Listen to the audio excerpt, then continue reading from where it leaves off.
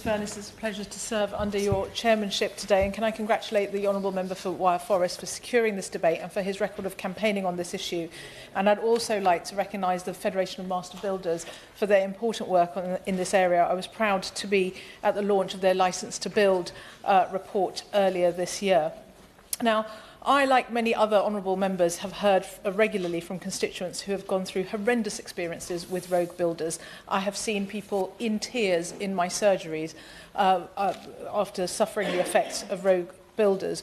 One couple who came to see me had their home turned into a building site when builders left trenches dug up around their house, having taken £36,000 from my constituents. And when they were asked to pay double that cost and they refused, the builders disappeared without trace, leaving the work undone, leaving parts of their home unusable and unsafe. Another constituent had their builder continuously demanding further payments for months before abandoning the work unfinished. The mental toll on these victims is hard to explain until you meet some of these people. And these builders, if you can even call them that, are simply allowed to get away with it because there is so little regulation. As we've heard from other honourable members, they often close down their companies, they re-establish under a different name, which makes it incredibly difficult for trading standards to go after them.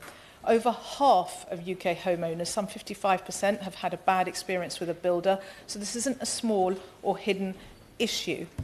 And as others have said, this gives other excellent builders a really poor reputation. It's not fair on the rest of the industry.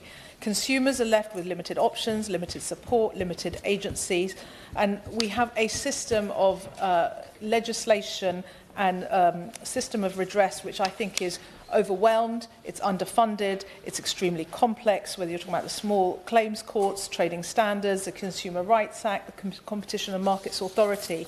They all have a role to play, but I think they're all far too weak. And when homeowners have spent their savings or borrowed huge sums of money to improve their home, as is their right, they don't have the money left over to be then chasing people through the courts. There's no ombudsman, but how can there be when there's no regulation to enforce? So I urge the Minister today to take back to her department the need to be much more ambitious in this area, because it's not just societal, it's economic. Given that the public has lost some £14 billion in 5 years to rogue builders, as your Honourable Member for Wyre Forest said, this depresses demand because lots of people are too afraid to do extension work or home improvement work. So I hope the Minister will give strong consideration to a licensing scheme that can be administered and regulated by the building safety regulator. And if she concludes that that isn't feasible for whatever reason, what other measures are ministers willing to consider to strengthen the justice system, to protect consumers, to make it much easier for them to get redress against these rogue house builders that are causing misery up and down the country?